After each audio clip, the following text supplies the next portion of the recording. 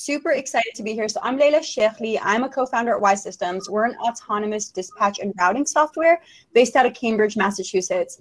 And we've raised about 23 million to date. We have about 85 people and 3 offices. Gosh, and I don't think about that much. 3 offices in 3 continents now, pushing our vision of autonomous dispatch and routing and creating the best last mile software in the world for the perfect delivery. So we've been doing this for a bit now. And I've done multiple accelerators. It's been a while, but I've done multiple. I've done 3 accelerators. I've done not 3 accelerators. I'm calling you from Los Angeles right now, in my bedroom / my office / my Peloton holding room.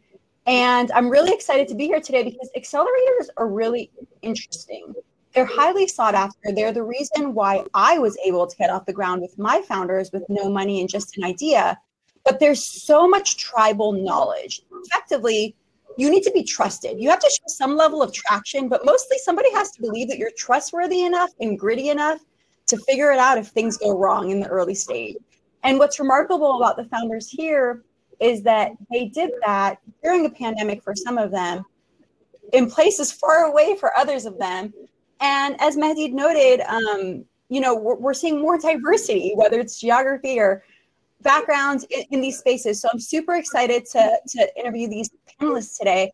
Now, to kind of get everybody aligned and level set before we start for the panelists, if we can leave today covering the basics of your best practices for how you got into YC, how you can differentiate yourself, especially if you're abroad or on Zoom, then I think this would be a really successful panel. So let's start with really short introductions, 1 to 2 minutes each. Hesham, I would love to know who you are, about the company you founded, and then we'll go to Mostafa. Awesome. Thank you, Layla. I'm the co-founder at Dapi here. I come from a technical background, so I studied computer science and engineering in Cairo. That's where I'm originally from. Then I went along and I did my master's in Munich, also in computer science. So then, let me talk about P is basically an open banking API. And what that means is it's an API that enables companies or apps or websites, so basically access to users' bank accounts, to do 2 main functionalities. So the first functionality would be to access the users' financial data, like their accounts, balances, transactions, and so on. And the second part is to initiate transactions. And the main use case for that would be either to accept payments from the clients, but rather than using Visa or MasterCard, you just intermediate all these middlemen, and then you just have a direct bank transfer from the user to yourself. Therefore, it's way, way cheaper, obviously, as you can imagine.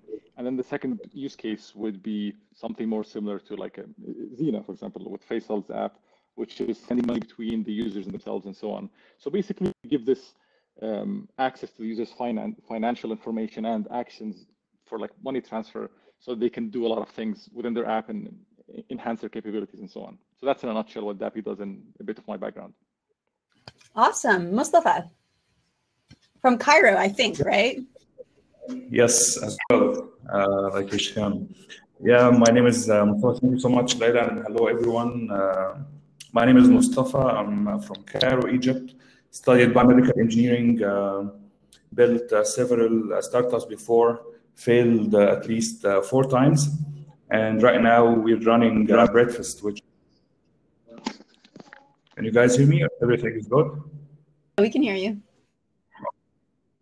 We're currently running Breadfast, which is the first native cloud supermarket in the world. By native, we mean that we supply our own products, in addition to, of course, the products needed. We focus more on essentials. Our vision is to be the best friend of the household. We started baking, bread by our hands when we started back in 2017. Started delivering almost 3 SKUs.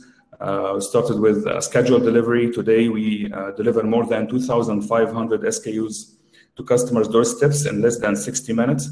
And we're doing this 24/7. So we're actually the only operating, 24/7 online supermarket in Egypt at the moment. And we're trying to build this for Africa and the Middle East for the coming 10 years. That's really cool. And Faisal? So I'm calling from the UAE. My background is basically went to Boston College, Did internships across management, consulting, and venture capital. So the 101 route. Cut my teeth over the first 2 years of my career in Oracle sales. So did 50 calls a day, and I worked my way up to become an account executive for the Northeast United States. Ended up having my first startup between India and San Francisco. So built a crypto startup between the two. That failed as well. So similar to Mostafa, I have some scar tissue there. Ended up building Ziina with my two co-founders. And Ziina is basically the Venmo / Cash App in the Middle East. So we're making it very easy to send and receive money. We work with Dapi closely. So it's good to see Hesham here. And our vision is basically to build one financial platform for the Middle East that basically enables the youth of the region to be able to move forward with their finances. 68% of the region is underbanked. We want to provide them with the ability to invest in equities, send and receive money, eventually go into lending, but we'll start by basically making payments easier. And you know, I would love to start with you, Faisal, because you graduated from YC this year, which means you and attended during a pandemic. Tell us how that was, and how was it getting in? What do you think helped you throughout that journey? We graduated yesterday, actually. So demo day was yesterday. So we're in the thick of it. Thank you. Help. For me, I think I'll talk about the experience itself. First thing is that it went fully remote, and I actually appreciate that significantly more than going to San Francisco. I don't think at any point I want to pick up and physically go there and leave the business behind. So if anything, I think the remote batch has worked well for international founders globally, right? It gives us the ability to kind of work on both ends. I think YC, after going remote, is looking at things from a more global perspective. What that means is that they're no longer looking at basically how things tie from the West outwards, but basically how these companies can innately grow within their communities, right? And you've seen this in this batch. 50% of the last batch have been basically international founders, which is great to see. I don't think this has been, I think it's a new record. I don't think historically that's been the case. So that's my 2 cents. Piggyback on that, you raised some money, and was that a result of YC, and was that also virtual? Was that easier from being afar? So we raised 2 rounds prior to being in YC. It's funny, we were at the end of our last fundraise, and then when we got into YC, it was pretty easy to put a bow on things and tie things up, right? We're getting into YC, would you like to be a part of this or not, right? It's basically the mentality, but yeah, so it helped, but we were already in the process of it. Now that we've graduated from this batch, it's to be determined on our fundraise, but it has been very useful to get connected into basically local and international funds as well. We raised money in a pandemic too, and I have to say there are many advantages of just being able to focus, you know, and not be on a plane all the time. And Hesham, I would love to learn. So you've raised 6 million here, and congrats to that. That's awesome. I would love to learn. So is your startup mostly Middle East focused right now, or is it global?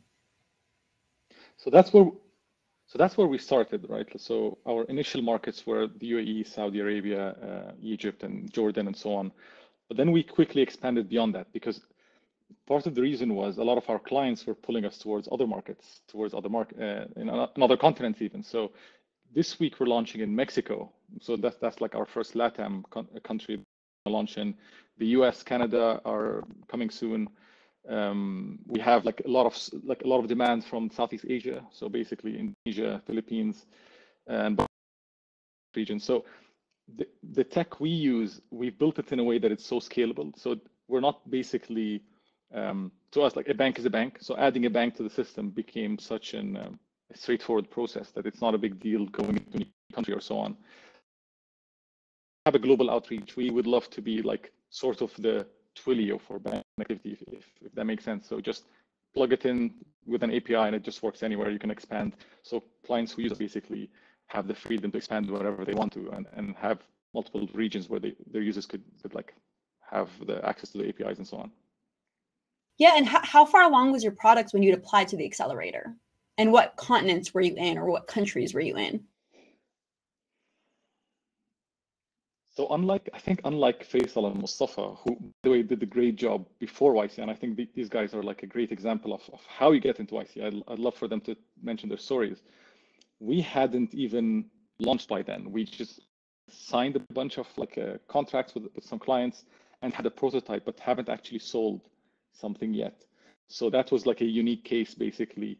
I think I would definitely encourage people to take the route that Faisal had taken. So I would really, I'm looking forward for Faisal to tell their story, because they were a client of ours. And basically we had to really like, they really pushed us hard because of their fast growth and their execution and so on. And we struggled a bit because of Ziina at some points. And yeah, so, but in our case, we basically hadn't even launched so we launched, like the first client went live last March, basically. So, which was after we went into YC. So we got into YC, so yeah. You didn't have as much traction. You were still early in your process. You'd applied, and I'm looking forward to asking Mostafa and Faisal about that. When you say they pushed you, what do you mean by that? Like, for the people who don't necessarily have that much traction and want to shoot their shot, what would your advice be for them to focus on? So again, not all startups would be equal when it comes to that, right? They wouldn't expect you to be launched if you're having like a rocket, you know, like, or a satellite startup. It's totally normal for you to have a long like research and development phase and building phase and so on. But if you're building something a lot more simple and it really depends. They want to see progress, right? They just want to see how fast you execute, how fast you get stuff done, how. That's the main point, to be honest. It depends. So there's no one rule somehow. But in our case, I'll give you just a small example. They basically asked us, like, show us one of the contracts you signed, right?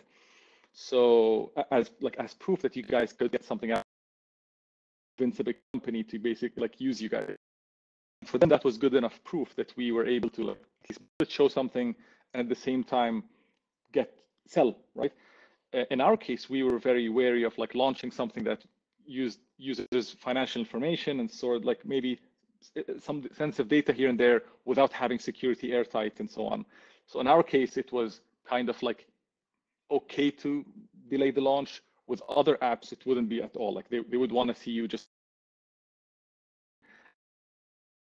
you can build and execute and grow this thing, or even just some sort of proof for that, basically, yeah.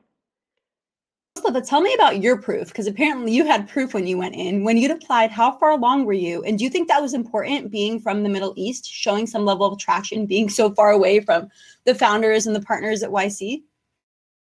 Yeah, actually, like we applied 4 times until we were able to get into YC.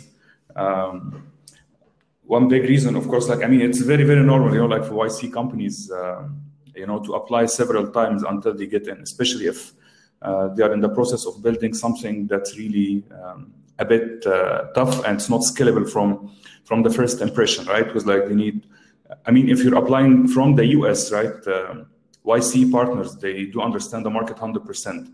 If you're applying, you know, from Egypt or Kenya or Nigeria or Saudi or Emirates or China, you need, you know, like let's say like, you know, sort of credibility, right?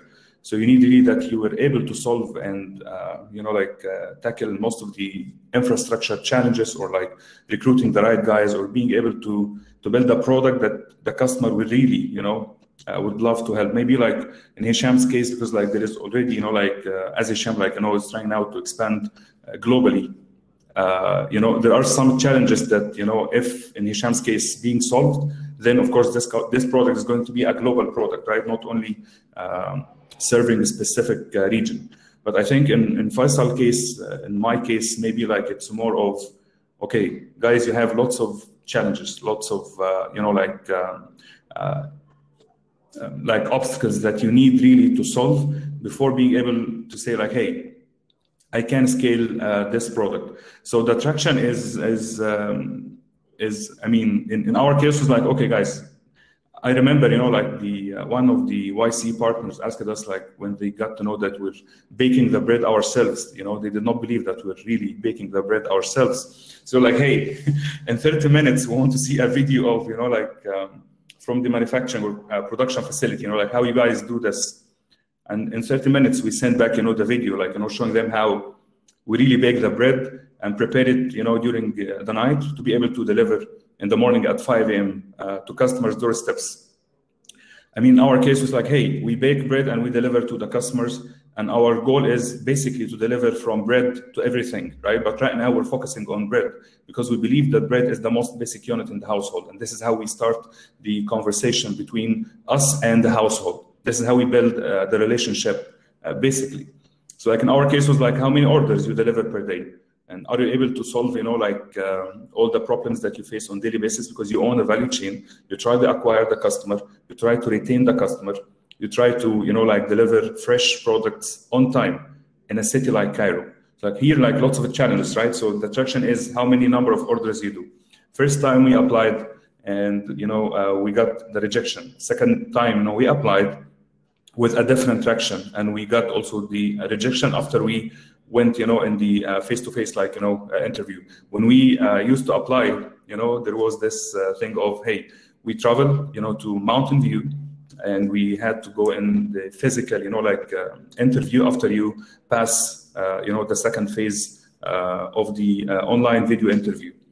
And we got rejected at that time. And, you know, it's like 3 times we did this until the 4th time they saw like this, you know, spike of the growth. I was like, okay, the crazy guys, you know, are trying to make it, and we think, you know, we'll get them in. And yeah, this is how it worked in our case. There's genius to that, because not only did you show persistence and grit, every time you went back to apply, you showed some level of growth, right? And so they were like, okay, they're onto something. And if they don't understand the market, you can at least let them know that you as a founder will make sure that whatever you do is successful. And actually, when you're talking about the bread, when we first started our company, I was installing the product. And I recall a day that I was installing a product with a customer and I gave them our support line. And the same driver called the support line as soon as he left the office, and I ducked and I changed my voice. And I'm like, hi, welcome to Y System Support. So I think, you know, the wearing multiple hats is definitely a story. It's an important part of the narrative. Faisal, how far along was your product when you got into YC? And how many times did you apply? Tell us your application story. So persistence is a big part of it, and I'd love to kind of double click on that. Is that apply multiple times. They love seeing persistence. We applied pre-launch, and we told them, hey, we're just about to launch. Like you're catching us on the way up. We made it to the final round as well, but then got pushed out. Second time we launched, we only had maybe tens or a few hundred users at most, right? Very, very low level. But one thing they love to see, even if you have 3 customers, is that you launched, you learned, and you're iterating on the product. It goes back to the lean methodology, right? So just like you were saying, it's just, I mean, DoorDash right now is the biggest example. Airbnb as well. DoorDash started by basically handing out menus. They take the calls as founders, go and pick up the food. They just want to see you get out there and validate the need. So I think just to kind of focus on it, I would say they're looking for validation in the market. No matter how you get there, whether you picked up the food yourself or as Mostafa was doing, was baking the bread, just show that people want this product, and then you'll focus on perfecting it later, right? And I think that's what they're looking for. And then if you work backwards from there, you'll realize that it comes back to basically founder grit, emphasis on product, and emphasis on making customers happy. Definitely, and understanding the founder at that level is so important. I as a woman, so I have a different experience from you guys in that I'm a woman. Though you guys may represent minority communities, so this might resonate. I think about 96% of venture capital goes to men, and 4% goes to male and female founded teams. 2% goes to female founded teams, and this is United States. I'm not talking globally. And about 3% goes to Black and Latinx founders. So what's interesting about that is the early start of venture, when people give you money to get going, it's not because they think your first idea is going to win. Usually it's because they trust you, right? So in the United States, there's an inherent level of trust for a certain type of profile. And people who don't match that profile, I mean, the subtext is maybe the trust isn't there, so they have to jump higher or show a little bit more. And this is why diversity is so important in venture, in the startup world. This is why it's important upon us all to recommend our friends to financiers and to help give this advice on a one-on-one basis. But I guess what I would love to know from you guys is, as people who were, it seems like the 3 of you are international, you raised money international while you were international, you applied to the program while you were international. Was there an aha moment when you realized I can really communicate this strategy in a way and explain why I'm trustworthy in a way that can take all the risk away from some kid in Mountain View? I'd like to jump in here because I think trust was heavily earned on our end. This is some stats for basically our last fundraise got a lot of basically attention, but I do want to give some stats behind it. Is that I did 107 pitches to individual pitches to different VCs, and the first sign of interest was at number 49.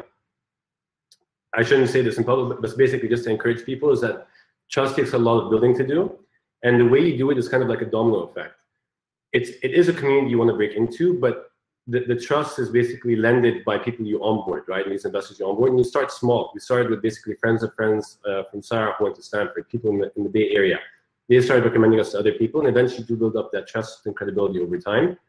A lot of these investors that passed on our last round, we're still in touch with and basically super friendly with, and we're keeping in touch with, but it's not easily earned. But it takes a lot of persistence. I'd like to say that. And it's just basically always showing up, always showing progress, and having an optimistic attitude, right? Absolutely. Persistence is definitely the thing that everybody should take home from this. And Hesham, tell me about when you applied. So it seems like you were one of the earlier people in the YC cohort. Did these peers below or others turn to you on how you got in, and how did you serve as a resource? What was the advice you gave? Were you able to reach out to YC and say, hey, my friend is applying? How can people use their networks? I do this, so like for the past 2 batches, I've been basically helping a bunch of founders get in. And it's something cool about this network, which is you'd hear from someone who knows someone who would like refer them to us, or like basically, and the type of help I would do is basically read their profile or like read the application they have. Sometimes even ask, like maybe they would like a sample mock-up pitch or something. Honestly, the number one, like Mostafa and Faisal did, 99% of the work isn't the application itself. It's actually you building your startup, right?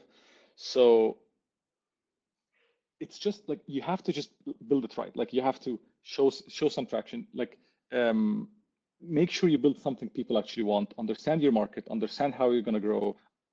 Have some understanding how you're going to make money. What the next steps are, and then just execute on that. And then in the application, all I tell, like all, you know, try to use jargon, just be clear, you know, because 99% of the job is actually outside of the application. And as long as they read it and understand what you're saying, it's all good. You just have to understand, you have to put yourself in their shoes. They're reading like thousands of applications, and they're even like finding shortcuts. So one of the partners was telling me, like, I put the headphones on and I watch the video that you submit while I'm reading that. Like, that's how quickly they're going through the application. And it's exhausting to read some of the application. Like, it's exhausting to read over complicated explanations and jargon. And on the other hand, it's quite delightful when you see something that's straight to the point, you know. And you often don't need to oversell when you actually have done your homework, or you've actually done the stuff, and you have the numbers, or you have, even if you don't have the numbers, it's fine, but you have an understanding of the market. You don't need to oversell. Just be clear. Same thing with the interview, because I've been in their seat where, like, I'm trying to. So again, when I try to interview people, I finally understood how it went for them, because I've, like Mostafa and Faisal, I've been through 4 interviews in the YC in person, and it's very brutal. You know, it's like 10 minutes and it's brutal, and they like try to extract as much information from you as possible. And when I was on the other side, I finally understood. They basically want you to get in, like,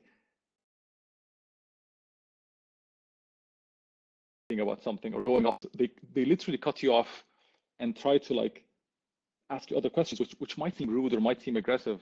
But being on the other side, I finally understand, like, oh, we just have 10 minutes. And I got it. Like, I get what you're saying now. I just want to get more information out of you because I want to help. Like, it would be good for me if you actually get in and you actually have a good application or a good idea or a good startup.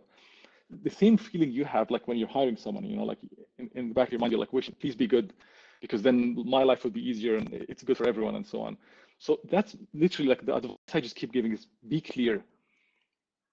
Like, the person who reads your application or listens to you pitch, yeah. I didn't mean to cut you off. There was a little lapse. But I was just going to echo what you're saying and how smart it is. Einstein has this quote that I love where he says, if you can't explain something simply, you don't understand it well enough. And I truly stand by that. If you can't explain it, you probably don't know what you're talking about. And in terms of them wanting you to get in, I think people should internalize that. They look at a gazillion applications. They just need smart people who can prove that they will be the creme de la creme of grit, of integrity, of persistence. And you just have to prove it. If they've invited you into the door, they're hoping that you will be the winner. So you have to prove it. One question I have for you all is, does anybody here not have a co-founder? Raise your hand if you do not have a co-founder. See, I'm not surprised. I think that's another hidden thing. Yeah. Hesham? So I didn't have, when I went the 4 previous times alone, like, and didn't get in. And obviously the bar just goes 4 times higher. But yes, like right now I do have a co-founder, and all of us do have co-founders. So yes, I'm echoing the same sentiment you're probably say right now. Yeah. You see where I'm headed with this. And I think people don't necessarily say that, and they apply over and over and over again. But again, the game is reducing risk. You are reducing risk. So if Hesham is solo versus if Hesham has 3 other people that I can, or 2 or 1 other people I can research heavily, that puts him at an advantage. I would love to hear more interview stories. Mostafa, Faisal, would either of you love to talk about some interview stories at YC? And learnings, of course. I'd like just to go back very, very quickly to what you just mentioned, Layla, like regarding the solo founder, versus co-founders. We've seen, and I think we will see lots of US solo founders getting into YC, but it's not the same case for, the outside of the US. Why? Basically, because the pool of talent, in the US is very, very easy. And if you have a good market, if you have a good idea, and you really believe in what you're building, very easy to recruit, a co-founder in a month or 2. Why? Because it's a pool of talent, right? Formula type of decision. But on the other hand, if you're, talking about Middle East, Africa, Southeast Asia, or whatever the emerging market is, very, very hard to recruit, co-founders, and to find, committed and reliable people to join your journey. That's why, for them, it's also, if you're a solo founder, applying from, from Egypt, it's are you sure will you be able to hire or to find, a reliable co-founder with you after you get in? So just I wanted to clarify this part. And the difference between getting, into YC if you're a US company-based company, or if you're an outside of the US based company. Going back to the interview story, I think I don't have lots of stories, to tell actually, but yeah, I don't think I have I have any of the stories in my mind right now. If you're talking, I mean, YC wise. Yeah. I remember when you couldn't travel the first time. That was an interesting story, because we went once together, and then you were next to me, and then you went again 6 months later. I remember when you couldn't travel. Yes. Yeah. Interview, and your co-founders went in. Yes. So actually. Yeah, actually. So Layla, again, in 2017, 2018, 2019, we were able to, travel to, meet, the partners before they give you the final decision. And I remember, before the last time, so we got accepted in 2019. We attended, actually, our batch was the last batch that, made it to the demo day face-to-face, right? So physically. Right after this, the pandemic, was winter 2020, and then they started the remote demo day. But in 2018, we had to travel for the in-person interview, and we didn't make it at that time, right? And so we went back. 2019 came, and we applied. And my US visa, I needed to renew my visa. And, we did everything, went through the, the video interview, and they asked us to travel again to the US for the final interview. So my co-founder, Muhammad and Abdullah, their visas were already valid. So they traveled, and I was trying my best to, to renew my US visa, but I didn't make it. So Muhammad and Abdullah, actually, they traveled, and, they made it to the in-person user, the interview itself. And khalas, they finished, and they went back home. So they actually the flight were I think 10 hours after the interview. So they went back to Egypt, and while they were flying, you know, the YC partner called me. I was like in Egypt, and I couldn't make it to the in-person interview. And it was Adora. So Adora called me at like 2 a.m. in the morning, and hey, Mostafa, congratulations, you guys got in. I couldn't, you know, like tell your co-founders because like basically they are, you know, flying back. But like it's great, you know, to tell you guys that you're in, and please, you know, like just like, you know, let's proceed to the next steps. So I remember Abdullah and Habib, like, you know, they were in the transit in Frankfurt, and that was like 4 a.m. in the morning. So I sent them like, guys, we didn't make it. And they were like, you know, so disappointed. I told them, no worries, don't worry. Hopefully we, you know, get into 2020. And they came back to Egypt and they are so disappointed. And they're like, you know, when they got to know that we really made it, they were like, you know, it was like a big surprise to them. And like, they were like, you know, they started to insult me, like, you know, why you didn't tell us? While we're in Germany or trying, you know, like to like fund anything to make us happy, blah, blah, blah. And like, but like, yeah, I think that was one of the stories. Thank you, Hesham, for mentioning this. Yeah, no, it's the importance of co-founders. I mean, first of all, you put them through a test by pretending like you didn't get in and seeing how they reacted. And it turns out they can, you know, still have the pride in the business and the clarity that they'll move forward. So no, but okay, so I'm going to wrap. I want to ask each of you, was it worth it? And would you recommend it to the people in the audience? The lesson is persistence, effectively, guys. Keep trying, ask people, keep shooting your shots. But the question I have to the panel is, was it worth it and why? Hesham. My sound got cut off for a second. So you're asking, was YC worth it and why, right, in the end? Yeah. So it's, in the end, YC is a tool, right? And it's up to you how to use it. Honestly, if I would have gone back, I would have used it a lot more than we had.